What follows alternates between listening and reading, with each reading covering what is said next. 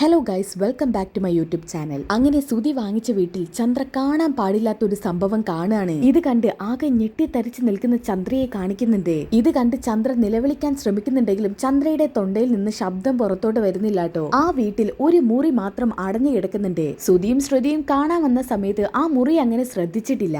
എന്നാൽ ആ മുറിയാണ് യാദൃശികമായിട്ട് ചന്ദ്ര വന്ന് തുറക്കുന്നത്. തുറക്കാൻ ചന്ദ്ര നല്ല പാടുപെട്ടെങ്കിലും അവസാനം ആ മുറി തുറക്കുകയാണ്. പിന്നീട് ചന്ദ്ര കണ്ട കാഴ്ച അത് ഞെട്ടിക്കുന്നത് തന്നെയാണ്. ചന്ദ്ര അത് കണ്ട് നിലവിളിക്കാൻ ശ്രമിക്കുന്നുണ്ടെങ്കിലും ചന്ദ്രയുടെ തൊണ്ടയിൽ നിന്ന് ഒരു തരി ശബ്ദം പോലും പുറത്തോട്ട് വരുന്നില്ല. ചെമ്പനീർ പൂവിലെ ഇനി അടുത്ത എപ്പിസോഡ് ആയിട്ടുള്ള ഈ ഒരു കിടിലൻ എപ്പിസോഡാണ് ഞാൻ പറയാൻ പോകുന്നത്. അപ്പൊ നമുക്ക് ഈ ഒരു എപ്പിസോഡിലോട്ട് കിടക്കാം. ഈ എപ്പിസോഡിന്റെ തുടക്കത്തിൽ തന്നെ കാണിക്കുന്നത് ചന്ദ്രയാണ്. ചന്ദ്ര വിഷമിച്ച ഒരു ഭാഗത്തിരിക്കുന്ന രവിയുടെ അടുത്തോട്ട് വരുന്നുണ്ട്. അതായത് സുധി ഒരു ദാക്ഷിണ്യം കൂടാതെ ഷെയർ ചോദിച്ചപ്പോ തൊട്ട് തന്നെ രവിക്ക് ആകെ ഒരു അസ്വസ്ഥതയാണ് കേട്ടോ. രവിയേട്ട, നിങ്ങൾ എന്താ ഇവിടെ വന്നിരിക്കുന്നത്? ഏയ് ഒന്നുമില്ല രവിയേട്ട. രവിയേട്ടൻ അത് വീട്. സുധി പെട്ടെന്നുള്ളൊരു വെപ്രാളത്തിൽ ചോദിച്ചതാ, അല്ലാതെ സുധിക്ക് നമ്മളെ വീട് വിൽക്കണമെന്നൊന്നുമില്ല. ചന്ദ്രേ, ആ വീടിനിപ്പോൾ അവന് വിൽക്കണം എന്നുണ്ടെങ്കിലും നമുക്ക് വിൽക്കാൻ പറ്റത്തില്ലല്ലോ. അങ്ങനെ അവന് മാത്രം കയറി കിടക്കാൻ വലിയൊരു ബംഗ്ലാവ് കിട്ടിയതുകൊണ്ടായില്ലല്ലോ. ഇനിയും നമുക്ക് 2 മക്കളുണ്ട്. അവരുടെ കാര്യം എന്താവും? അവരെവിടെ പോയി ജീവിക്കും?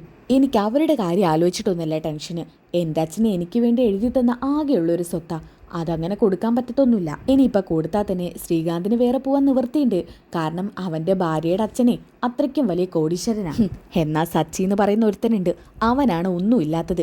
കാക്കാശിന് ഗതിയില്ലാത്ത വീട്ടിൽ നിന്ന് കെട്ടിക്കൊണ്ട് വന്നാലേ ഇങ്ങനെ തന്നെ ഇരിക്കും. ഇതുകൊണ്ടൊക്കെയാണ് രവിയേട്ട ഞാൻ പറയുന്നത്, മക്കളുടെ വിവാഹ സമയത്തെ അവരുടെ ലൈഫിലോട്ട് വരുന്നത് അത്യാവശ്യം പണക്കാരായിരിക്കണമെന്ന്. അങ്ങനെയാണെന്നുണ്ടെങ്കിൽ നമ്മുടെ മക്കൾക്ക് മറ്റ് ബുദ്ധിമുട്ടുകളൊന്നും ഉണ്ടാവില്ല. ചന്ദ്രേ, നിനക്കിപ്പോൾ ആൺകുട്ടികൾ മാത്രമായതുകൊണ്ടാ നീ ഇങ്ങനെ ചിന്തിക്കുന്നത്. നമുക്ക് മകളായിട്ട് ഒരു പെൺകുട്ടി ഉണ്ടായിരുന്നെങ്കിൽ നമ്മളിതുപോലെ കെട്ടിച്ചയക്കാൻ ഒരുപാട് പാടുപെടില്ലേ? നീ ഈ പറഞ്ഞ പോലെ കോടീശ്വരനാണോ ഞാൻ? അങ്ങനെയാണെന്നുണ്ടെങ്കിൽ ആ കുട്ടിക്കൊരു ജീവിതം ഉണ്ടാവുമായിരുന്നോ ചന്ദ്രേ? ദേ രവിയേട്ടാ, നമുക്കിപ്പോൾ പെൺമക്കളുണ്ടോ? ഇല്ലല്ലോ, ആമക്കളല്ലേ ഉള്ളത്. അതുകൊണ്ട് ഒരു പെൺകുട്ടി ജനിച്ചാൽ എന്താവുന്നൊന്ന് ആലോചിക്കേണ്ട ആവശ്യം നമുക്കില്ല. അതുകൊണ്ട് വീടിൻ്റെ ഐശ്വര്യം ആൺമക്കൾ തന്നെയാണ്. അതുകൊണ്ട് എനിക്ക് 3 ആൺപിള്ളേരായില്ലേ. നിനക്ക് പറച്ചില് മാത്രമേ 3 ആൺപിള്ളേർ, അല്ലെങ്കിൽ നിനക്ക് സച്ചി നിന്റെ മകനല്ല. രവിയേട്ട, അവൻ എൻ്റെ മകനല്ലെന്നൊന്നും ഞാൻ പറയുന്നില്ല. പക്ഷേ അവനെ ഞാൻ നേരായ വഴിയിൽ നടത്തിയിട്ടും അവൻ എന്തൊക്കെയാ ചെയ്തതെന്ന് രവിയേട്ടന് അറിയാലോ. ഞാനത് കൂടുതൽ പറഞ്ഞു തരണ്ടല്ലോ. രവിയേട്ട, അവനെക്കുറിച്ച് പറഞ്ഞ് നമ്മൾ വെറുതെ സമയം കളയണ്ട. രവിയേട്ടൻ എഴുന്നേറ്റ് വരാൻ നോക്കിയേ. രവിയേട്ടൻ ശരിക്കും ഈ വീട് മുഴുവനും ചുറ്റി കണ്ടിട്ടില്ല. ദേ, നമുക്കേ ഈ വീട് മൊത്തത്തിൽ ചുറ്റിക്കാണാം. രവിയേട്ടനും കൂടി വാ. ചന്ദ്രേ, കണ്ടതൊക്കെ മതി. ഞാൻ അത്യാവശ്യം സ്ഥലമൊക്കെ കണ്ടു. നിനക്ക് വേണമെന്നുണ്ടെങ്കിൽ നീ തനിച്ചു പോയി കാണ്. അല്ലേനും രവിയേട്ടനും ഞാൻ വിളിച്ചാൽ എങ്ങോട്ടെങ്കിലും വരുമോ? ആ സച്ചിയും രേവതിയും വിളിക്കാൻ കാത്തിരിക്കുക, അവരുടെ കൂടെ ഓടിപ്പോകാൻ. അവരുടെ കൂടെ ഫോട്ടോ എടുക്കാനും അങ്ങോട്ട് പോകാനും ഇങ്ങോട്ട് പോകാനും എന്താ ഉത്സാഹം. ഞാൻ വിളിച്ചാൽ മാത്രം വരത്തില്ല. എന്നാലേ എന്താന്ന് വെച്ചാ ചെയ്യ്. ഇതും പറഞ്ഞുകൊണ്ട് ചന്ദ്ര അവിടുന്ന് നേരെ കിച്ചണിലോട്ട് പോവാണ് കേട്ടോ. കിച്ചണിൽ ചെന്നെത്തിയ പാടത്തന്നെ അവിടെ രേവതി നിൽക്കുന്നത് കാണിക്കുന്നുണ്ട്. രേവതി അടുപ്പിൻ്റെ അടുത്ത് നിൽക്കുന്നത് കണ്ടപ്പോൾ തന്നെ ചന്ദ്രയ്ക്ക് ദേഷ്യം വരാൻ കേട്ടോ. ചന്ദ്ര അങ്ങനെ ദേഷ്യം പിടിച്ച് അങ്ങോട്ട് ഓടി എത്തുന്നുണ്ട്. എടി, നീ എന്താ ചെയ്യുന്നത്?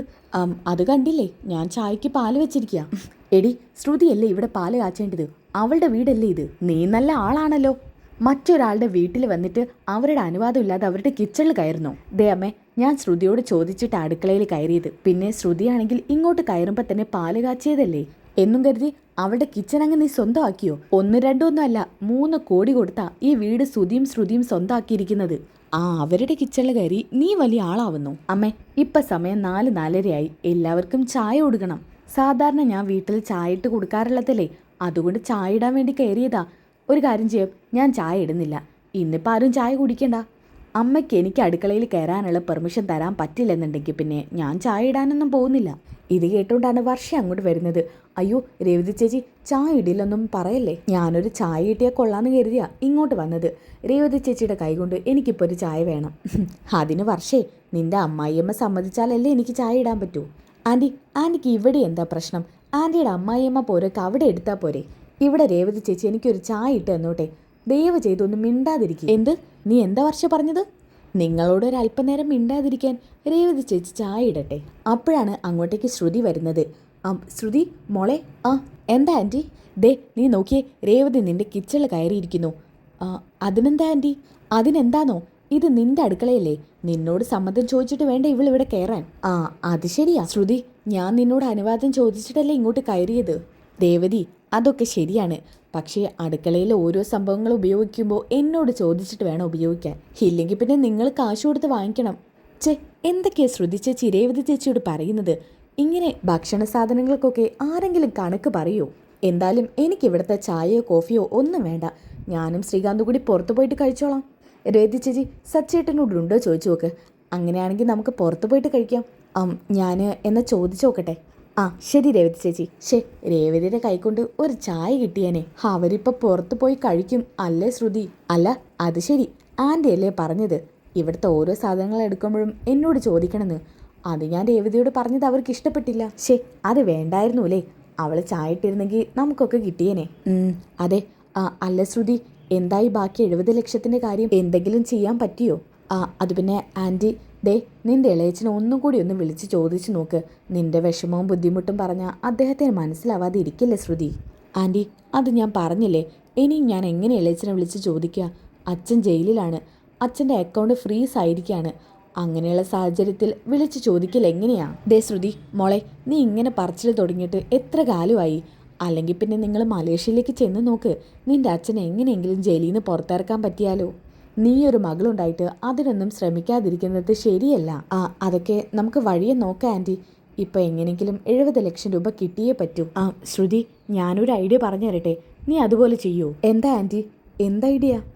അത് പിന്നെ വേറൊന്നുമല്ല, നമ്മുടെ കൂട്ടത്തിൽ ഇപ്പം കോടീശ്വരി ആയിട്ടുള്ളത് വർഷയാണല്ലോ. അയ്യോ, മോളും കോടീശ്വരി തന്നെയാണ്. പക്ഷെ ഇപ്പം പൈസ കിട്ടാൻ മറ്റു നിവൃത്തിയൊന്നുമില്ലല്ലോ. അതുകൊണ്ട് നീ വർഷയോട് ചോദിക്ക്, ഒരു 70 ലക്ഷം രൂപ എങ്ങനെയെങ്കിലും സംഘടിപ്പിച്ച് തരാൻ പറ. അവളുടെ അമ്മയുടെ അച്ഛൻ്റെ കയ്യിൽ പൂത്ത കാശാ. 70 ലക്ഷം രൂപ എന്നൊക്കെ പറയുന്നത് അവർക്ക് നിസ്സാരമാ. ആൻറ്റി, ആ വിദ്യയൊക്കെ ഞങ്ങൾ ആദ്യമേ ആലോചിച്ചതാ. ഞങ്ങൾ അവരോട് ചോദിക്കുകയും ചെയ്തു. എന്നിട്ട് എന്തുണ്ടാകാൻ?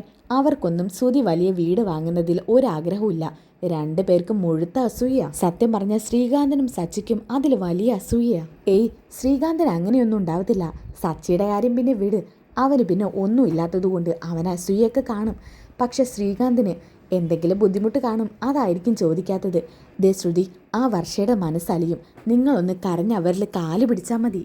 അയ്യേ, ഞാൻ കാല് പിടിക്കാനോ? പിന്നെ മറ്റ് നിവൃത്തിയൊന്നും ഇല്ല മോളെ. വർഷയെ കൊണ്ട് ഇപ്പം 70 ലക്ഷം രൂപ സംഘടിപ്പിച്ച് തരാൻ പറ്റൂ. ഇല്ലെങ്കിൽ പിന്നെ നമുക്കൊരു കാര്യം ചെയ്യാം. നിനക്കും എനിക്കും കൂടി പോയിട്ട് വർഷയുടെ അമ്മയെ ചെന്ന് കാണാം. അവരോട് കടമായിട്ട് 70 ലക്ഷം രൂപ ചോദിക്കാം. അയ്യോ, അത് വർഷയോട് ചോദിക്കാതെ. വർഷയോട് ചോദിച്ചാൽ അവൾ എന്തായാലും സമ്മതിക്കില്ല. അതുകൊണ്ട് തൽക്കാലം വർഷയോട് ചോദിക്കണ്ട. എനിക്കും നിനക്കും കൂടി മഹിമയെ ചെന്ന് കാണാം. ശരി ആൻറ്റി. എന്നാൽ പിന്നെ ഒന്നും നോക്കണ്ട, പെട്ടെന്ന് ഡ്രസ്സ് മാറ്, നമുക്ക് മഹിമയെ ചെന്ന് കാണാം. ശരി, എന്നാൽ ഞാൻ ഡ്രസ്സ് മാറി വരാം. ഇതും പറഞ്ഞുകൊണ്ട് ചന്ദ്ര ഡ്രസ്സ് മാറാൻ വേണ്ടി മുറിയിലോട്ട് പോവാണ് കേട്ടോ. ആ സമയത്താണ് ഒരു ഡോർ അടഞ്ഞെടുക്കുന്നത് അവിടെ കാണുന്നത്. ഇതേതാ മുറി? ഈ മുറി മാത്രം ഞാൻ കയറിയിട്ടില്ലല്ലോ. അത് ശരി, ഈ വീട്ടിലെ മുക്ക് മൂലയും ഞാൻ കണ്ടു. എന്നിട്ട് ഈ വീട്ടിലെ ഈ മുറി മാത്രം ഞാൻ എന്തുകൊണ്ടാണ് തുറന്നു നോക്കാത്തത്? വന്നപ്പോൾ മുതൽ ഞാൻ ഇതിലേക്ക് മാത്രം ശ്രദ്ധിക്കുന്നില്ല. ചിലപ്പോൾ ഞാനും രവിയേട്ടനും കിടക്കുന്നേക്കാളും വലിയ റൂമറ്റായിരിക്കും ഇത്. അങ്ങനെയാണെന്നുണ്ടെങ്കിൽ ഇത്രയും പെട്ടെന്ന് ഈ റൂമിലോട്ട് വേണം ഷിഫ്റ്റ് ആവാൻ. ആദ്യം മുറി എങ്ങനെയെന്നൊന്ന് നോക്കട്ടെ. ഇതും പറഞ്ഞുകൊണ്ട് ചന്ദ്ര നേരെ ഡോറിൻ്റെ അടുത്തോട്ട് നടക്കാൻ കേട്ടോ. അപ്പോഴാണ് പെട്ടെന്ന് ചന്ദ്രയ്ക്ക് ഓർമ്മ വന്നത്, ശ്രുതിയോട് മഹിമയെ ചെന്ന് കാണാമെന്ന് പറഞ്ഞിട്ടല്ലേ ഡ്രസ്സ് മാറാൻ വേണ്ടി വന്നത്. പെട്ടെന്ന് പോയി മഹിമയെ കാണണം. അതുകൊണ്ട് ഇനിയിപ്പോൾ മുറിയൊന്നും നോക്കാൻ സമയമില്ല, പോയി ഡ്രസ്സ് മാറട്ടെ. ഇതും പറഞ്ഞുകൊണ്ട് നേരെ അകത്തോട്ടാണ് കയറി ചെല്ലുന്നത്. എന്നിട്ട് ഡ്രസ്സ് മാറിക്കൊണ്ടിരിക്കുകയാണ് കേട്ടോ. എല്ലാം കഴിഞ്ഞ് ചന്ദ്ര മൂടി ചെയ്യുന്നുണ്ട്. ആ സമയത്ത് രവി അകത്തോട്ട് വരുന്നുണ്ട്. ചന്ദ്രേ, നീ നല്ല സാരി ആയിരുന്നല്ലോ ഉടുത്തത്, ഇപ്പം എന്തിനാ ഇത് മാറ്റിയത്? അത് പിന്നെ രവിയേട്ടാ, ഈ സാരി എങ്ങനെയുണ്ട്, കൊള്ളാവോ? കൊള്ളാം, കുഴപ്പമൊന്നുമില്ല. രവിയേട്ടനോട് ഞാനൊരു കാര്യം പറയട്ടെ. എന്ത് കാര്യമാ? ഞാനിപ്പോൾ എങ്ങോട്ടാ പോകുന്നതെന്നറിയോ? എങ്ങോട്ടാ? രവിയേട്ടനും കൂടി കൂടെ വരാൻ പറ്റുമോ? എങ്ങോട്ടേക്കാന്ന് പറ. അത് പിന്നെ ഞാൻ ശ്രുതിയെയും കൂടി കൂട്ടിയിട്ട് ഒരു സ്ഥലം വരെ പോവുക. എവിടേക്കാ പോകുന്നത്? രവിയേട്ടൻ കൂടെ വരൂ ഇല്ലേന്ന് പറ. ഷെടാ, എങ്ങോട്ടാ പോകുന്നതെന്ന് അറിഞ്ഞാലല്ലേ കൂടെ വരൂ ഇല്ലേന്ന് പറയാൻ പറ്റൂ. അത് പിന്നെ വർഷയുടെ അച്ഛനെയും അമ്മയും കാണാൻ പോവാ, മഹിമയും മധുസൂദനെയും. എന്ത്? മഹിമയും മധുസൂദനെയോ? അവരെന്തിനാ നീ കാണാൻ പോകുന്നത്? അത് പിന്നെ രവിയേട്ടനല്ലേ പറഞ്ഞത് നമ്മുടെ വീട് വിറ്റാൽ പിന്നെ ശ്രീകാന്തും സച്ചിയും പെരുവഴിയിലാവുമെന്ന്. അങ്ങനെയാണെങ്കിൽ പിന്നെ വീട് വിൽക്കാതെ നോക്കേണ്ടത് നമ്മുടെ അത്യാവശ്യമല്ലേ? അപ്പം പിന്നെ ഇങ്ങനെ ചിലതൊക്കെ ചെയ്തേ പറ്റൂ. എങ്ങനെ ചിലത്? എന്താ ചന്ദ്ര നീ പറയുന്നത്? രവിയേട്ട, വേറൊന്നുമല്ല, ഇതിൽ നാണക്കേടൊന്നും വിചാരിക്കാനില്ല. ഞാൻ ശ്രുതിയെയും കൂടി കൂട്ടിയിട്ട് വർഷയുടെ അമ്മയെ കാണാൻ വേണ്ടി പോവുക. എന്തിന്? അവരോട് കാശ് ചോദിക്കാനോ? അതെ. നാണമില്ലല്ലോ ചന്ദ്ര നിനക്ക്? അവരുടെ ആട്ടും തുപ്പും കേട്ട് അവരുടെ കാശ് മേടിച്ചുകൊണ്ട് വരാൻ. എൻ്റെ രവിയേട്ട, അവർക്കൊക്കെ നല്ല സ്വഭാവമാണ്. രവിയേട്ടൻ വേറെ കണ്ണിലൂടെ കണ്ടിട്ടാ അവരെ രവിയേട്ടൻ അങ്ങനെ കാണുന്നത്. അല്ലേനും രവിയേട്ടന് മഹിമയുടെയും മധുസൂദന്റെ മനസ്സറിയില്ല. മഹിമ ഇടയ്ക്കൊക്കെ എന്നെ വിളിക്കുമ്പോൾ പറയും പണത്തിന് എന്തെങ്കിലും അത്യാവശ്യം ഉണ്ടെങ്കിൽ മഹിമയെ വിളിച്ച് ചോദിക്കാൻ. ഓഹോ, അപ്പം ഞാനാരായി?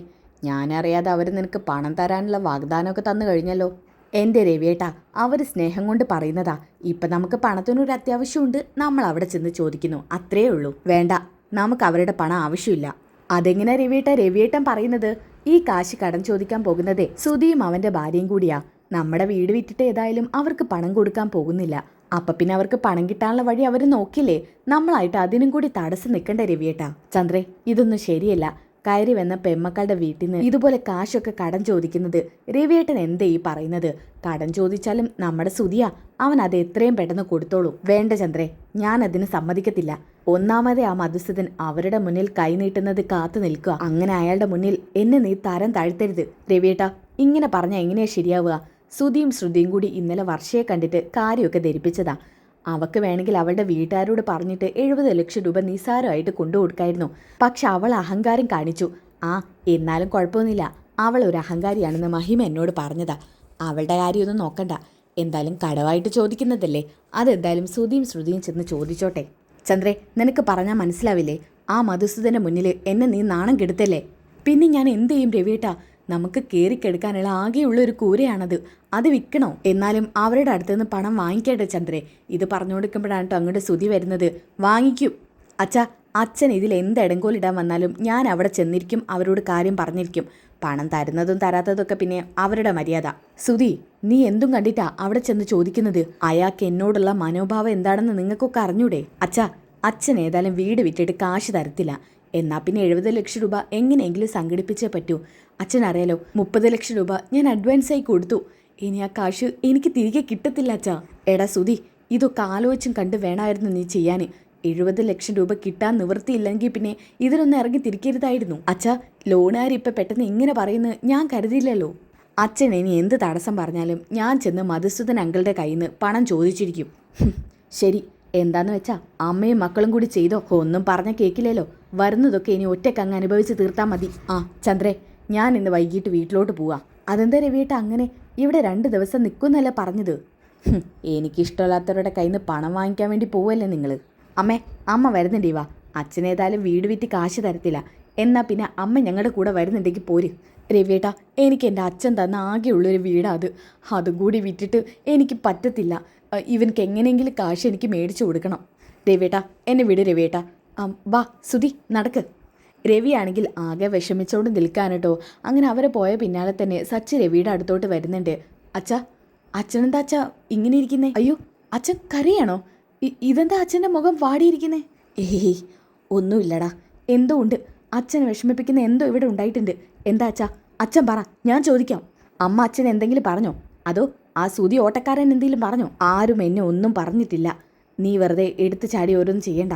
പിന്നെ എന്തിനാ അച്ഛൻ കരയുന്നത്? ഞാൻ കരഞ്ഞൊന്നുമില്ല. ഓരോന്ന് ആലോചിച്ചപ്പോൾ കണ്ണുനീര് വന്നു പോയതാ.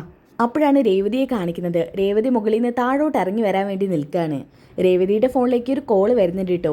അത് വേറെ ആരുമില്ല, രേവതിയുടെ അമ്മ തന്നെയാണ്. ഹലോ മോളെ രേവതി. അമ്മേ, മോളിപ്പോൾ സുധിയുടെ വീട്ടിലാണോ? അതെ അമ്മേ. അപ്പോൾ 2 ദിവസം നിങ്ങൾ അവിടെ തങ്ങാൻ തന്നെ തീരുമാനിച്ചല്ലേ? അതെ അമ്മേ, 2 ദിവസത്തിന് എല്ലാവരും ഇങ്ങോട്ട് പോന്നു. മോളെ, വീടൊക്കെ എങ്ങനെയുണ്ട്? എത്ര മുറികളുണ്ട്? കാണാൻ കൊള്ളാവുന്ന വീടാണോ? എത്ര ലക്ഷമായി കാണും മോളെ വീടെടുക്കാൻ? കഴിഞ്ഞോ? എന്താ മോളെ? എൻ്റെ അമ്മ എന്തിനെങ്ങനെ കുത്തി ചോദിക്കുന്നത്? ഈ വീട്ടിൽ എത്ര മുറിയാണെന്ന് എനിക്ക് പോലും അറിയത്തില്ല. കാരണം അത്രത്തോളം മുറിയാ. അതെന്താ അങ്ങനെ? എൻ്റെ അമ്മേ, ഈ വീട് കണ്ണെത്താ ദൂരത്തോളം വ്യാപിച്ച് കിടക്കുന്ന പോലെയാ. ഇഷ്ടം പോലെ മുറിയുണ്ട് ഈ വീട്ടിൽ. അയ്യോ, സുധിക്കും ശ്രുതിക്കും മാത്രമായിട്ട് എന്തിനാ അത്രയും വലിയ വീടും അത്രയൊക്കെ മുറികളും? അമ്മേ, ഇത് ഈ സിറ്റിയിൽ തന്നെ അത്യാവശ്യം വലിയ വീടാണ്. ഹിൽ ടോപ്പിലാണ് ഈ വീട്. എന്ന് വെച്ചാൽ മലയുടെ മുകളിൽ. ആഹാ, കാണാൻ നല്ല ഭംഗിയുണ്ടായിരിക്കുമല്ലോ. പിന്നല്ല, എന്ത് ഭംഗിയാണെന്നറിയോ? ചുറ്റിലും ഇഷ്ടം പോലെ മരങ്ങളും. കാണാനൊരു പ്രത്യേക രസമുണ്ട്. മോക്ക് വിഷമമുണ്ടോ? എന്തിന്? അതുപോലെ അല്ലെങ്കിലും ഒരു കുഞ്ഞു വീടെങ്കിലും നിനക്കും സച്ചിക്കും എടുക്കാൻ പറ്റിയില്ലല്ലോ എന്ന്. മുറി കെട്ടാൻ തന്നെ നിങ്ങളുടെ കയ്യിൽ കാശില്ല.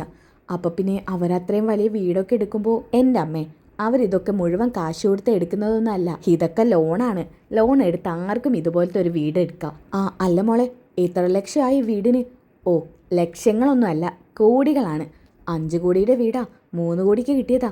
അയ്യോ ഈശ്വര, 5 കോടിയുടെ വീടോ? അതെ അമ്മേ, ഇത് 5 കോടിയുടെ വീടാ. ഞാൻ എന്താ ഈ കേൾക്കുന്നത്? 5 കോടി കൊടുത്ത് സുധി മേടിച്ചോ? 5 കോടിക്കുള്ളത് 3 കോടിക്ക് കിട്ടിയതാ. അതെന്താ മോൾ അത്രയും വില കുറച്ച് കൊടുത്തത്? ഇനിയിപ്പോൾ വില കുറയ്ക്കുവാണെങ്കിൽ തന്നെ 1-2 ലക്ഷം കുറയ്ക്കുമായിരിക്കും. എന്നാൽ അത്രയ്ക്കോ കുറയ്ക്കുമോ? അതെന്താണെന്നൊന്നും അറിയില്ല. എന്തോ പ്രശ്നമുണ്ടെന്നാണ് സച്ചേട്ടനും പറയുന്നത്. അയ്യോ, ഇത്രയും കാശ് കൊടുത്തൊക്കെ ഒരു വീട് വാങ്ങുമെന്ന് പറഞ്ഞാൽ അതൊക്കെ പണക്കാർക്ക് മാത്രമേ സാധിക്കൂ. അപ്പോഴാണ് സച്ചിയുടെ ശബ്ദം കേൾക്കുന്നത്. രേവതി, രേവതി. അമ്മേ, സച്ചേട്ടൻ വിളിക്കുന്നുണ്ട്, ഞാനൊന്ന് ചെന്ന് നോക്കട്ടെ. മുഴുവനായി പറഞ്ഞു കഴിഞ്ഞില്ല. മോളത് കഴിഞ്ഞിട്ട് തിരിച്ച് വിളിക്കുമോ? ഞാൻ വിളിക്കാം അമ്മേ. ശരി. ഇതും പറഞ്ഞുകൊണ്ട് രേവതി ഫോൺ കട്ട് ചെയ്യാൻ കേട്ടോ. എന്നിട്ട് സ്റ്റെയർ കേസ് ഇറങ്ങാൻ സമയത്താണ് ലെഫ്റ്റിലായിട്ട് ആ മുറി കാണുന്നത്. അതായത് ചന്ദ്ര കണ്ട അതേ മുറി. ഈ മുറി അടച്ചെടുക്കാണല്ലോ. ഇനി ഇതിനകത്ത് ഇവിടെ ഉണ്ടായിരുന്ന ആളുകളുടെ സാധനങ്ങളൊക്കെ കാണുമോ? ചിലപ്പോൾ അതുകൊണ്ടായിരിക്കും ഇത് അടച്ചിട്ടിരിക്കുന്നത്. ഇനിയിപ്പോൾ അതൊന്നും തുറക്കാൻ പോകണ്ട. വീട് ഇവരുടെ സ്വന്തമൊന്നും ആയിട്ടില്ലല്ലോ. രേവതി, ദാ വരുന്നു സച്ചേട്ടാ. ഇതും പറഞ്ഞുകൊണ്ട് താഴോട്ട് ചെല്ലാൻ കേട്ടോ. എന്താ സച്ചേട്ടാ? രേവതി, നീ ഇത് എവിടെയാണ്? ഈ വീട്ടിൻ്റെ ഏതെങ്കിലും മൂലയിൽ പോയി നിന്നാൽ ആരെങ്കിലും വിളിക്കുന്നത് കേൾക്കാൻ പറ്റും സച്ചേട്ടാ. ഇതെന്നെ ഭാഗ്യത്തിന് കേട്ടതാന്ന് പറഞ്ഞാൽ മതി. രേവതി, നീ അവിടെ എവിടെയൊന്നും പോയി നിൽക്കണ്ട, എൻ്റെ കൂടെ തന്നെ നിന്നാൽ മതി. ശരി. രേവതി, അച്ഛൻ എന്തോ വിഷമമുണ്ട്. പക്ഷെ അച്ഛനത് തുറന്നു പറയുന്നില്ല. അതെന്താ? അച്ഛ, എന്തു പറ്റി? എന്താ പ്രശ്നം? ഒന്നുമില്ല മോളെ. അല്ല, ശ്രുതിയെയും അമ്മയൊന്നും കുറേ നേരമായിട്ട് കാണുന്നില്ല. അവരെവിടെ പോയി? അവർ പണം സംഘടിപ്പിക്കാൻ വേണ്ടി പോയിരിക്കുക. പണം സംഘടിപ്പിക്കാനോ? അച്ഛൻ എന്തൊക്കെയാ ഇത് പറയുന്നത്? പണം ശ്രുതിക്ക് എവിടുന്ന് കിട്ടും? അല്ല, അമ്മയും കൊണ്ട് എന്തിനാ ശ്രുതി പണം സംഘടിപ്പിക്കാൻ പോയത്? ഇനി അവനാ വീട് വിൽക്കാനുള്ള എന്തെങ്കിലും പുറപ്പാടുണ്ടോ? അതൊന്നുമല്ല. അവൻ പോയിരിക്കുന്നത് വർഷയുടെ അച്ഛൻ്റെ അടുത്തോട്ടാ. വർഷയുടെ അച്ഛൻ്റെ അടുത്തോട്ടോ? അതെ സച്ചി, എന്നെ മനപ്പുറം നാണം കെടുത്താൻ ആ മധുസൂദൻ്റെ അടുത്തോട്ടാ പോയത്. അയാളടുത്തോട്ട് ഇവൻ പണം ചോദിക്കാൻ പോയിരിക്കേ. ഈ ശ്രുതി എന്താ ഇങ്ങനെ? അവൻ അടിച്ച് ഞാൻ ഇങ്ങോട്ട് കൊണ്ടുവരാം. വേണ്ട, അവൻ എന്നെ ധിക്കരിച്ചാ പോയത്. പോയി വാങ്ങിക്കൊണ്ടുവരുന്നെങ്കിൽ വാങ്ങിക്കൊണ്ടുവരട്ടെ, പറഞ്ഞിട്ട് കാര്യമില്ല. മക്കളും ഭാര്യയും ഒന്നും അനുസരിച്ചില്ലെങ്കിൽ പിന്നെ ഇവിടെ പുല്ല് വിലയാ. അച്ഛാ, ശ്രുതിയുടെ കാര്യം അച്ഛൻ അറിഞ്ഞൂടെ? അവനെപ്പോഴും അവൻ്റെ കാര്യം മാത്രമേ ഉള്ളൂ. മറ്റുള്ളവരുടെ കാര്യമൊന്നും അവൻ ചിന്തിക്കാറേ ഇല്ല. അതുകൊണ്ട് ഇങ്ങനെയൊക്കെ ചെയ്തില്ലെങ്കിൽ അത്ഭുതമുള്ളൂ. ഞാൻ കരുതിയിരുന്നതാ, പക്ഷെ ഞാൻ വർഷയോട് ചോദിക്കുന്നാണ് വിചാരിച്ചത്. വർഷയുടെ അച്ഛനടുത്ത് നേരിട്ട് ചെന്ന് ചോദിക്കുന്ന കരുതിയില്ല. എന്നാലും അച്ഛ, ആ സമയത്ത് എന്നെ വിളിക്കണ്ടായിരുന്നോ? അവൻ്റെ പോക്ക് ഞാൻ തടസ്സപ്പെടുത്തുമായിരുന്നല്ലോ. അതൊന്നും വേണ്ട. നീ അവന് കാശ് കൊടുക്കില്ലല്ലോ. എനിക്കും അവന് കാശ് കൊടുക്കാൻ പറ്റില്ല. അങ്ങനെയുള്ള സ്ഥിതിക്ക് അവൻ എന്താ ചെയ്യുന്നതെന്ന് വെച്ചാൽ ചെയ്യട്ടെ. എന്നെ ധിക്കരിച്ച് ഇവിടുന്ന് പോയതല്ലേ. ഇതും പറഞ്ഞുകൊണ്ട് അവിടുന്ന് രവി എഴുന്നേറ്റ് പോവാണ് കേട്ടോ. ആ സമയത്ത് തന്നെ രേവതി പറയുന്നുണ്ട്, അച്ഛന് നല്ല വിഷമമായെന്ന് തോന്നുന്നു. പാവം. എങ്ങനെ വിഷമാവാതിരിക്കും രേവതി? അവൻ അങ്ങനെയുള്ള പ്രവർത്തികളല്ലേ ചെയ്യുന്നത്. ആ കഴിവേറി എൻ്റെ കൈ കിട്ടിയാലുണ്ടല്ലോ, ശരിയാക്കും ഞാൻ അവനെ. സച്ചേട്ടാ, അത് വേണ്ട. അച്ഛൻ പറഞ്ഞത് കേട്ടില്ലേ? അച്ഛനും കൊടുക്കാൻ കഴിയില്ല, നിങ്ങൾക്കും കൊടുക്കാൻ കഴിയില്ല. അങ്ങനെയാണെന്നുണ്ടെങ്കിൽ പിന്നെ അയാൾ അയാളുടെ വഴിക്ക് വിട്ടേക്ക്. അയാൾ എന്തെങ്കിലും ചെയ്യട്ടെ. എന്നാലും രേവതി, എന്നാലും ഇല്ല. അയാൾ എങ്ങനെയെങ്കിലും നടന്നോട്ടെ. അയാളെ പറഞ്ഞ് ആർക്കും തിരുത്താൻ പറ്റില്ല. അതുകൊണ്ട് വെറുതെ ശ്രുതിയും തിരുത്താൻ ചെല്ലണ്ട. രേവതി, വീട്ടിലോട്ട് പോവാൻ എനിക്ക് തോന്നുന്നത്. അതിപ്പോൾ സച്ചേട്ടന് മാത്രമൊന്നുമല്ല, എനിക്കും അച്ഛനും ഒക്കെ തോന്നുന്നുണ്ട്. എന്നാൽ പിന്നെ നമുക്ക് ഇപ്പം തന്നെ പോയാലോ? അതെങ്ങനെ ശരിയാവുക? 2 ദിവസം ഇവിടെ താമസിച്ചിട്ട് പോവാന്ന് അവർ പറഞ്ഞതല്ലേ. അവർക്ക് നമ്മളെ വിലയില്ല, പിന്നെ എന്തിനാ നമ്മളായിട്ട് ഇവിടെ നിൽക്കുന്ന രേവതി? അതും ശരിയാണ്. പക്ഷേ എല്ലാവരും പോവാതെ നമ്മൾ പോകുന്നത് ശരിയാണോ? എന്തായാലും അവൻ വരട്ടെ, ഒരു തീരുമാനം എടുക്കണം, എന്നിട്ട് പോവാം. സച്ചേട്ടാ, മുകളിൽ ഒരു മുറി അടഞ്ഞു കിടക്കുന്നുണ്ട്. അതിതുവരെ തുറന്നിട്ടില്ല. അതെന്തുകൊണ്ടാ? എന്തുകൊണ്ടാന്ന് ആർക്കറിയാം. ഇവിടെ ഉള്ളവരുടെ മറ്റ് സാധനങ്ങളായിരിക്കും. വെറുതെ അതൊന്നും തുറക്കാൻ നിൽക്കണ്ട. ആ ശ്രുതിയോ ഒക്കെ അതൊക്കെ കണ്ടാലേ പിന്നെ വെറുതെ അവർ വേറെ പ്രശ്നം ഉണ്ടാക്കാൻ നിൽക്കും. സച്ചേട്ടൻ പറഞ്ഞത് ശരിയാ. ഓക്കെ, ഇനി അതൊക്കെ കഴിഞ്ഞിട്ട് കാണിക്കുന്നത് മധുസൂദൻ്റെ വീടാണ് കേട്ടോ. അവരുടെ വീടിൻ്റെ മുമ്പിലായിട്ട് കാർ വന്ന് നിർത്തുന്നുണ്ട് കേട്ടോ. അപ്പോൾ ശ്രുതി പറയുന്നുണ്ട്, അമ്മേ, എനിക്ക് അങ്ങോട്ട് ചെല്ലാനൊരു മടി പോലെ. ഒരു കാര്യം ചെയ്യ്, അമ്മയും ശ്രുതിയും കൂടി ചെന്ന് ചോദിക്കോ. അയ്യോ, ഇതെൻ്റെ കാര്യമല്ല, നിൻ്റെയും ഇവളുടെയും കൂടി കാര്യമാണ്. അതുകൊണ്ട് നിങ്ങൾ വേണം ചെന്ന് ചോദിക്കാൻ. അത് പിന്നെ അമ്മേ, മര്യാദയ്ക്ക് ഇറങ്ങാൻ നോക്കടാ. അച്ഛനോട് വലിയ വീരവാദം മുഴക്കിയിട്ടാണല്ലോ ഇങ്ങോട്ട് വന്നത്. ഇപ്പം നിനക്ക് എന്തു പറ്റി? അത് ശ്രുതി, ഇനി ഇതൊന്നും പറഞ്ഞിട്ട് കാര്യമില്ല. വർഷയുടെ അച്ഛനോട് നമുക്ക് എങ്ങനെയെങ്കിലും കാര്യം പറയാം. പൈസ കിട്ടിയല്ലേ പറ്റൂ. ഇപ്പം നമുക്ക് വിജയിച്ച് കാണിക്കണം. ഇനിയിപ്പോൾ അതേ ഒരു മാർഗ്ഗമുള്ളൂ. അത് ശരിയാ. എന്നാൽ പിന്നെ നിങ്ങൾ വാ. ഇതും പറഞ്ഞുകൊണ്ട് അവർ രണ്ടുപേരും വീടിൻ്റെ മുന്നിലേക്ക് ചെല്ലുകയാണ് കേട്ടോ. എന്നിട്ട് കോളിംഗ് ബെൽ അടിക്കുന്നുണ്ട്. അപ്പം തന്നെ വന്ന് തുറക്കുന്നത് മഹിമയാണ്. ആഹാ, ഇത് ആരൊക്കെയാ? വാ. അല്ല, ശ്രീകാന്തും വർഷയും വന്നില്ലേ? അത് പിന്നെ മഹിമേ, അവർ വന്നില്ല. അവർ ജോലിക്ക് പോയതല്ലേ. ഓ, ഞാൻ അതങ്ങ് വിട്ടു. അല്ല, അവർ ജോലിക്ക് പോകുന്നില്ല, നിങ്ങളുടെ വീട്ടിൽ 2 ദിവസം നിൽക്കുമെന്ന് പറഞ്ഞു. ഇപ്പം ശ്രുതിയും ശ്രുതിയും ഒരു ബംഗ്ലാവ് എടുത്തിട്ടുണ്ടല്ലോ. അതെ ആൻറ്റി, ഒന്നും നോക്കിയില്ല, അങ്ങ് എടുത്തു. അതേതായാലും നന്നായി. സച്ചിയെ പോലെ നീ ഒരു കാർ ഡ്രൈവർ അല്ലല്ലോ, നീ ഒരു വലിയ ഷോറൂമിൻ്റെ ഓണറല്ലേ. അപ്പം പിന്നെ അതുപോലത്തെ ഒരു വീടൊക്കെ നിനക്ക് ഗെറ്റപ്പിന് വേണം. മഹിമേ, മധുസൂദനില്ലേ? അദ്ദേഹം ഉണ്ട്, ഞാൻ വിളിക്കാം. മധുവേട്ടാ, മധുവേട്ടാ. ഈ മധുവേട്ടൻ എവിടെ പോയിക്കിരിക്കുക? മധുവേട്ടാ. ഓ, എന്താ മഹിമേ? എന്തിനാ മഹിമേ നീ ഇങ്ങനെ വിളിച്ച് ആഹാ, ഇതാരൊക്കെയാ? മധുവേട്ടൻ അടുക്കളയിൽ പണിയിലായിരുന്നു, അത് കണ്ടപ്പോൾ തോന്നി എന്ന് സുധി പറയുന്നുണ്ട് കേട്ടോ. അങ്കിളെ, ഇരിക്കണം സുധി. സുധി വലിയ വീടൊക്കെ എടുത്തു എന്നറിഞ്ഞു. എടുത്തു. അതേതായാലും നന്നായി. സച്ചിയെ പോലെ തേരാപ്പാര നടക്കുമെന്നല്ലല്ലോ. നീ ഏതായാലും നല്ല നിലയിലായില്ലേ? ഞങ്ങൾക്ക് സന്തോഷം. അല്ല, ഹൗസ് വാമിങ്ങോ മറ്റോ ഉണ്ടോ? അതിന് ക്ഷണിക്കാൻ വേണ്ടി വന്നതാണോ? അത് പിന്നെ അതൊക്കെ അടുത്തുണ്ടാവും അങ്കിളെ. ഞങ്ങളിപ്പോൾ വേറൊരു കാര്യത്തിനാണ് വന്നത്. വേറെന്ത് കാര്യം? അത് പിന്നെ അങ്കിൾ ആൻറ്റി ഞങ്ങളൊന്ന് സഹായിക്കണം. എന്ത് സഹായിക്കണമെന്നോ? എന്തൊക്കെയാണ് മഹിമ ഇവർ പറയുന്നത്? അപ്പം മഹിമ പറയുന്നുണ്ട്, എന്ത് സഹായിക്കണമെന്ന്? ശ്രുതി തുറന്ന് പറയും. അത് പിന്നെ ആൻറ്റി, അമ്മ ഒന്ന് പറയും. എടാ ശ്രുതി, നീ തന്നെ പറയും. നീ പറയുന്നതാ നല്ലത്. അല്ല, അമ്മ പറയും. ആരെങ്കിലും ഒരാൾ പറയേ. അപ്പം ചന്ദ്ര പറയുന്നുണ്ട്, ഇനിയിപ്പോൾ പറയാതിരുന്നിട്ട് കാര്യമില്ലല്ലോ. വന്ന കാര്യം വേറൊന്നുമല്ല. നിങ്ങളുടെ ഒരു ചെറിയ സഹായം എൻ്റെ മോന് വേണം. എന്ത് സഹായം? അത് പിന്നെ വേറൊന്നുമല്ല. ഇവരെടുത്ത വീടിന് 3 കോടിയോളം ആയി. അതെന്നോട് വർഷ പറഞ്ഞിരുന്നു. 3 കോടി മുഴുവൻ കൊടുത്തിട്ടാണ് വീടെടുത്തത്. അല്ല, 2 ലക്ഷം രൂപ കയ്യിലുണ്ട്. ബാക്കി കുറച്ചൊക്കെ അങ്ങനെ ഇങ്ങനെയൊക്കെ സംഘടിപ്പിക്കാം. എന്നാലും ഒരു 70 ലക്ഷം രൂപയുടെ കമ്മിയുണ്ട്. ആ കാശ് എവിടെ നിന്ന് കിട്ടുന്നുള്ള ആദ്യയിലെ ഇപ്പം ശ്രുതി. അങ്ങനെ ഇരുന്നപ്പോഴാണ് നിങ്ങളുടെ അടുത്തോട്ട് വന്നാലോ എന്ന് കരുതിയത്. നിങ്ങളാവുമ്പോൾ ശ്രുതി എന്തായാലും സഹായിക്കുമെന്ന് എനിക്ക് ഉറപ്പുണ്ട്. ഇടയ്ക്ക് മഹിമ വിളിക്കുമ്പോൾ എന്തെങ്കിലും അത്യാവശ്യം ഉണ്ടെങ്കിൽ പണം ചോദിക്കണമെന്ന് പറയാറില്ലേ? ആ സമയത്ത് മഹിമ മനസ്സിൽ കരുതുന്നുണ്ട്, പണം ചോദിക്കണമെന്ന് പറയുന്നതുകൊണ്ട് 70 ലക്ഷം രൂപ എടുത്തു കൊടുക്കണമെന്നാണോ പറയുന്നത്? എന്താ മഹിമ ഒന്നും പറയാത്തത്? മധുസൂദനം ഒന്നും പറയുന്നില്ലല്ലോ. അത് പിന്നെ നിങ്ങളിപ്പോൾ 70 ലക്ഷം രൂപയ്ക്കാണ് ഇവിടെ വന്നത്? അതെ. പറയുന്നതുകൊണ്ടൊന്നും തോന്നരുത്. ഇത്രയും കാശൊക്കെ നിങ്ങൾക്ക് തരാമെന്ന് പറഞ്ഞാൽ അത് പിന്നെ അയ്യോ, വെറുതെ വേണ്ട, കടമായിട്ട് തന്നാൽ മതി. കാശൊക്കെ ശ്രുതി തന്നു വീട്ടിക്കോളും. അതെനിക്ക് മനസ്സിലാവും. എന്തായാലും കാശ് തന്നാൽ നിങ്ങൾ തിരികെ തരാതിരിക്കില്ലല്ലോ. എന്നാലും അപ്പം മഹിമ പറയും, ഞങ്ങൾക്ക് തരുന്നതിൽ ഒരു ബുദ്ധിമുട്ടുമില്ല. പക്ഷേ ഞങ്ങളുടെ മകളുടെ കാര്യം അവിടെ അത്ര നല്ല രീതിയിലൊന്നും അല്ലല്ലോ. ഞങ്ങളുടെ മകളുടെ കാര്യം ആലോചിച്ചിട്ടാണ് ഞങ്ങൾക്ക് വിഷമം. അയ്യോ, അത് വിഷമിക്കേണ്ട ആവശ്യമില്ല. അവൾക്ക് എന്താ വേണ്ടതെന്ന് വെച്ചാൽ അതൊക്കെ അവിടെ ഉണ്ട്. ശ്രുതിയുടെ വീട്ടിൽ എന്താ വേണ്ടതെന്ന് വെച്ചാൽ അതൊക്കെ അവിടെ ഉണ്ടായിരിക്കും. വലിയ വീടോ, ഇഷ്ടം പോലെ മുറികളും ഉണ്ട്. അവിടെ ശ്രീകാന്തിനെ വർഷയും താമസിപ്പിക്കുമോ? അത് പിന്നെ എന്ത് ചോദ്യ മഹിമേ? അവർ താമസിപ്പിക്കാതെ അവരെന്തായാലും വീട്ടിലുണ്ടാവും അല്ലേ ശ്രുതി? ശ്രുതി അല്ലേ? അതെ ആൻറ്റി, എന്തായാലും വർഷയും ശ്രീകാന്തും ഞങ്ങളുടെ വീട്ടിലുണ്ടാവും. എന്നാൽ പിന്നെ മധുവേട്ട, കാശ് കൊടുത്താലോ? പെട്ടെന്നൊക്കെ 70 ലക്ഷം രൂപ എന്ന് പറയുമ്പോൾ വീട്ടിൽ നിന്ന് എടുത്ത് തരാൻ പറ്റത്തില്ലല്ലോ. ചെക്കായിട്ട് തരാം. ഒരു ചെറിയ എഗ്രിമെൻറ്റും ഉണ്ടാക്കണം. ഞങ്ങളുടെ മോളുടെയും കൂടി കാര്യമല്ലേ. അതിനെന്താങ്കിളെ, കാശ് തരുവാണെന്നുണ്ടെങ്കിൽ എന്ത് എഗ്രിമെൻറ്റിനും ഞാൻ ഒപ്പിടാൻ തയ്യാറാ. ശരി ശ്രുതി, ഒരു 15 ദിവസത്തിൻ്റെ സാവകാശം എനിക്ക് വേണം. 15 ദിവസത്തിൻ്റെ? ചില പേപ്പേഴ്സൊക്കെ റെഡിയാക്കാനുണ്ട്. അത് കഴിഞ്ഞാലേ കാശ് കിട്ടത്തുള്ളൂ. 15 ദിവസമല്ലേ? കുഴപ്പമില്ലല്ലേ ശ്രുതി? 15 ദിവസമെങ്കിലും പൈസ കിട്ടുമല്ലോ.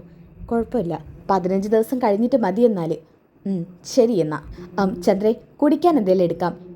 അതൊന്നും വേണ്ട. ഇപ്പം ഇത് എന്നെ കേട്ടപ്പോൾ സന്തോഷമായി. ഞങ്ങളൊരു ദിവസം വരാം. അങ്കിൾ ആൻറ്റിക്ക് സ്പെഷ്യലായിട്ട് ആ വീട്ടിലൊരു മുറിയുണ്ട്. അങ്കിൾ ആൻറ്റി പ്രത്യേകിച്ച് അവിടേക്ക് വരണം. അതെന്ത് ചോദ്യ ശ്രുതി? പിന്നെ ഞങ്ങൾ വരാതിരിക്കുമോ? എന്നാൽ ശരി അങ്കിളെ. എന്തായാലും ഇത്ര പെട്ടെന്ന് ഇങ്ങനെ മറുപടി കിട്ടുമെന്ന് കരുതിയില്ല. ഇതത്ര പെട്ടെന്നാണെന്നൊന്നും കരുതണ്ട. 70 ലക്ഷം രൂപ തന്നതുകൊണ്ട് ഞങ്ങൾക്ക് ഒരു ബുദ്ധിമുട്ടുമില്ല. എന്നാൽ പിന്നെ ശരി. ശരി ശരി. ഇതും പറഞ്ഞ് അവരെ യാത്ര അയക്കുകയാണ് കേട്ടോ. ആ സമയത്ത് മധുസൂദനം പറയുന്നുണ്ട്, മഹിമേ, എന്താ നിന്റെ മനസ്സിൽ? എന്ത്? 70 ലക്ഷം രൂപ എന്നൊക്കെ പറയുന്നത് നിസ്സാരമല്ല. 1 കോടിയോളം വരുന്നുണ്ട്. 70 ലക്ഷം രൂപ, 3/4 കോടി രൂപ. ഇവൻ്റെയൊക്കെ അവസ്ഥ നിനക്ക് അറിഞ്ഞൂടെ? എപ്പോഴാണ് പൊട്ടി പാളീസാവെന്ന് പറയാൻ പറ്റത്തില്ല. കാശൊക്കെ പിന്നെ ആര് നമുക്ക് തിരികെ തരും? എൻ്റെ മധുവേട്ടാ, ബുദ്ധിപരമായിട്ട് കളിക്ക്. കാശ് 70 ലക്ഷമൊക്കെ നമ്മൾ ആർക്ക് കൊടുക്കും? ഇവനോ? വർഷ പറഞ്ഞു കേട്ടിട്ടുണ്ട്, ആ 3 മക്കളിൽ ഏറ്റവും മണ്ടനാണ് ഇവനെന്ന്. ഇവൻ 70 ലക്ഷം രൂപ കൊടുക്കാനോ? നോ വേ, എന്തായാലും അവന് കാശ് കൊടുക്കത്തില്ല. പിന്നെ നീ എന്തിനിപ്പോൾ ഇങ്ങനെയൊക്കെ പറഞ്ഞത്? 15 ദിവസം കൊണ്ട് കാശ് തരുമെന്നൊക്കെ. എൻ്റെ മധുവേട്ടാ, ആ സമയത്ത് നമുക്ക് എന്തെങ്കിലുമൊക്കെ പറഞ്ഞു ഒഴിഞ്ഞു മാറാം. എന്നാലും അത്രയും ദിവസം അവരുടെ മുന്നിൽ ഗെറ്റപ്പിൽ പിടിച്ച് നിൽക്കാലോ. ആ വീട് വരെ ഒന്ന് പോവണം നമുക്ക് 2 പേർക്കും. ആ രവിയുടെ മുഖത്തൊന്ന് മധുവേട്ടന് നോക്കണ്ടേ? അതെനിക്ക് നോക്കണം. കാരണം അവൻ്റെ മകൻ ഉളുപ്പില്ലാതെ എൻ്റെ കയ്യിൽ നിന്ന് കാശ് മേടിക്കാൻ വേണ്ടി വന്നതല്ലേ. ആ അവൻ്റെ മുഖം ഒന്ന് എനിക്ക് കാണണം. 1-2 കാര്യങ്ങൾ അവൻ്റെ മുന്നിൽ വെച്ച് എനിക്ക് പറയാനുണ്ട്. അതിനുള്ളൊരവസരം വീണ് കിട്ടിയെന്ന് കരുതിയാൽ മതി മധുവേട്ടാ. നീ ഏതായാലും ബുദ്ധിപരമായിട്ട് തന്നെയാണ് കളിക്കുന്നത്. ഓക്കെ, ഇനി അതൊക്കെ കഴിഞ്ഞിട്ട് കാണിക്കുന്നത് ചന്ദ്രയാണ് കേട്ടോ. അവരൊക്കെ വീട്ടിലോട്ട് കയറി വരുന്നുണ്ട്. അപ്പോഴാണ് അവിടെ രവി ഇരിക്കുന്നത്.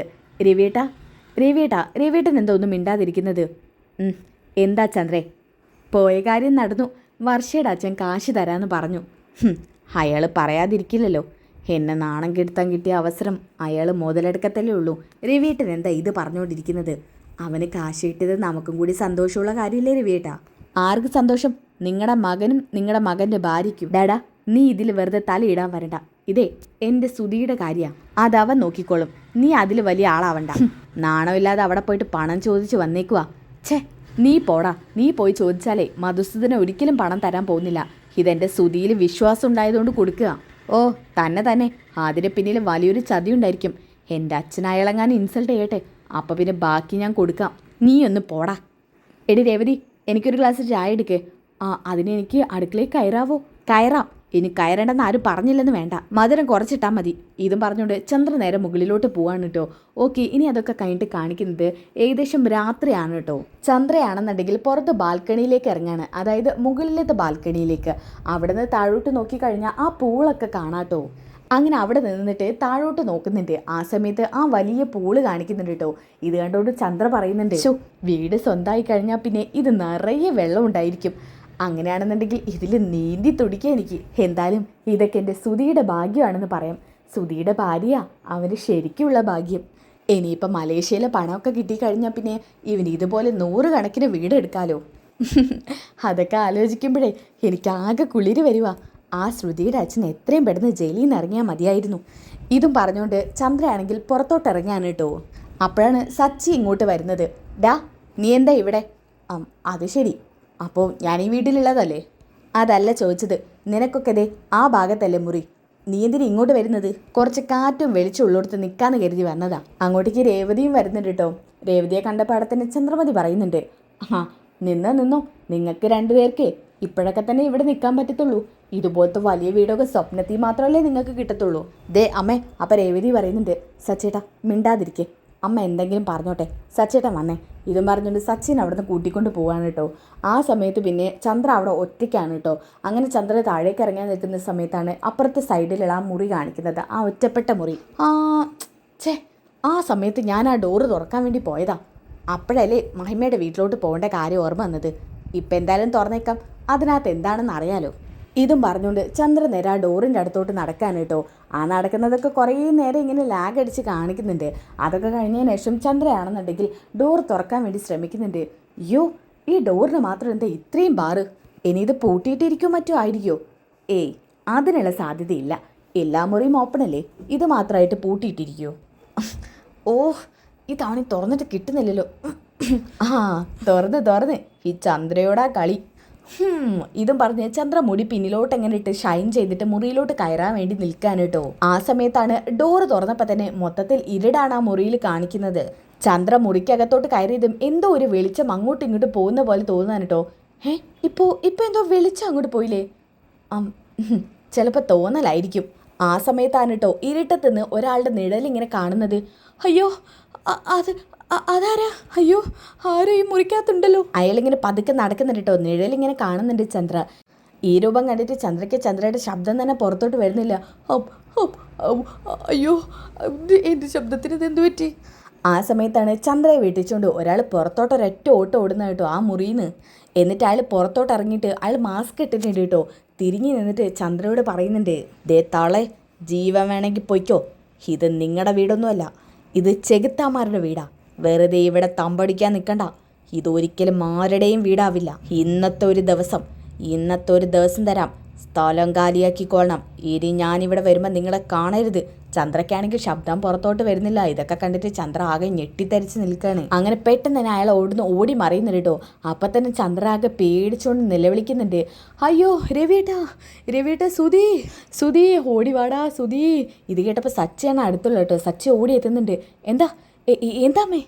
അയ്യോ എടാ സച്ചി, ഞാനിവിടെ ഒരാളെ കണ്ടു. ആളെ കണ്ടതോ? ആരെ? ഈ മുറി പൂട്ടിയിട്ടിരിക്കല്ലായിരുന്നു. ഈ മുറി തുറന്നപ്പോൾ ഇവിടുന്ന് ഒരാൾ പുറത്തോട്ട് ഇറങ്ങി ഓടി. ആള് മാസ്ക് ധരിച്ചിട്ടുണ്ടായിരുന്നു. അപ്പോഴാണ്ടോ ശ്രുതിയും ഒക്കെ അങ്ങോട്ടേക്ക് വരുന്നത്. ശ്രീകാന്തും വർഷയും രവിയും ഒക്കെ അങ്ങോട്ടേക്ക് വരുന്നുണ്ട്. എന്താ ചന്ദ്ര നീ നിലവിളിക്കുന്നത്? അത് പിന്നെ അമ്മ എന്താന്ന് വെച്ചാ പറ. അമ്മ എന്തിനാ നിലവിളിച്ചത്? എടാ സുധി, ഈ വീടിന് എന്തൊക്കെയോ പ്രശ്നമുണ്ടടാ. നമുക്ക് ഈ വീടിൽ നിന്ന് പോവാം. നീ ആ 30 ലക്ഷം രൂപ എങ്ങനെയെങ്കിലും തിരികെ മേടിക്ക്. അമ്മ എന്താ പിച്ചും പേയും പറയണോ? അമ്മയ്ക്ക് എന്താ വട്ടായോ? സുധി, ഞാൻ കാര്യമാടാ പറയുന്നത്. നമുക്ക് ഈ വീട് വേണ്ടടാ. ദേ, ഇത് ചെകുത്താമാരുടെ വീടോ? അമ്മ ഇതെന്തൊക്കെയാ അമ്മ ഈ പറയുന്നത്? 30 ലക്ഷം രൂപ അഡ്വാൻസായി കൊടുത്തിരിക്കുന്നത്. അമ്മ ഇങ്ങനെ പിച്ചും പേയും വിളിച്ച് പറയാതെ. അപ്പം സച്ചേട്ടൻ പറയുന്നുണ്ട്, നിർത്ത് ഡാ, അമ്മ പറയുന്നതിൽ എന്തോ കാര്യമുണ്ട്. അമ്മ എന്താ ഇവിടെ കണ്ടത്? അത് പിന്നെ ഈ മുറി പൂട്ടിയിട്ടിരിക്കില്ലായിരുന്നോ? ഈ മുറി വന്ന് ഞാൻ തുറന്നതാ. അകത്ത് എന്തോ ഒരു നിഴൽ പോലെ പിന്നെ ഞാൻ കണ്ടു. അതിനുശേഷം ഒരാൾ പുറത്തോട്ട് ഇറങ്ങി ഓടുന്നതാ കണ്ടത്. അയാൾ മുഖംമൂടി ധരിച്ചിരുന്നു. അയാൾ എന്നോട് പറയാം, ഇന്നത്തെ ഒരു ദിവസം തരാം, അതിനകം ഈ വീട് കാലിയാക്കിക്കൊള്ളണമെന്ന്. അത് അവരുടെ വീടാണെന്ന്, ചെകുത്താന്മാരുടെ വീടാണ്, ഇതാർക്കും സ്വന്തം ആവില്ലെന്നും പറഞ്ഞു. അപ്പം രവി പറയുന്നത്, ഇപ്പം എങ്ങനെയുണ്ട്? എല്ലാം കൂടി തലയിലെടുത്ത് വെച്ചപ്പോൾ നിനക്ക് സന്തോഷമായല്ലോടാ. അയ്യോ, അപ്പോൾ ആരാ അമ്മ ഇവിടുന്ന് ഇറങ്ങി ഓടിയത്? അതൊന്നും എനിക്ക് അറിഞ്ഞൂടാ സുധി. തൃപ്തി ആയില്ലടാ സുധി നിനക്ക്? എന്തൊക്കെയായിരുന്നു അമ്മയ്ക്കും മോൻക്കും കൂടി? ചക്ക, മാങ്ങ, തേങ്ങ. എടാ, ഈ വീടെന്തോ ശാപം നിറഞ്ഞ വീടാ. ഞാൻ അപ്പോഴേ പറഞ്ഞില്ലേ, ഈ വീട് അയാൾ നിനക്ക് വിറ്റ് മുങ്ങിയതാണ്. വിറ്റെന്ന് പറഞ്ഞാൽ ആ രേഖയൊക്കെ ഉള്ളതാണെന്ന് പോയി നോക്ക്. 30 ലക്ഷം അല്ലെങ്കിൽ ഗോവിന്ദാന്ന് വേണമെങ്കിൽ പറയാം. അയ്യോ, എൻ്റെ കാശ് 30 ലക്ഷം. ശ്രുതി, നമുക്ക് അബദ്ധം പറ്റിയെന്നാ തോന്നുന്നത് ശ്രുതി. ഓക്കെ, അതോടുകൂടിയിട്ട് ഈ എപ്പിസോഡ് അവസാനിക്കുകയാണ് കേട്ടോ. എന്തായാലും ഇതിൻ്റെ ബാക്കി കിടലൻ ട്വിസ്റ്റ് നിറഞ്ഞ എപ്പിസോഡ് അടുത്ത എപ്പിസോഡിലിടാം. അടുത്ത എപ്പിസോഡിന് വേണ്ടി നിങ്ങൾ നെക്സ്റ്റ് എപ്പിസോഡിൽ നിന്ന് കമൻറ്റ് ചെയ്യുക. നെക്സ്റ്റ് എപ്പിസോഡിൽ നിന്ന് കമൻറ്റ് ചെയ്താൽ അടുത്ത എപ്പിസോഡ് ഉടനടി അപ്ലോഡ് ചെയ്യുന്നതായിരിക്കും. അപ്പോൾ അടുത്ത വീഡിയോയിൽ കാണുന്നവരേക്കും എല്ലാവർക്കും ബൈ ഗൈസ്.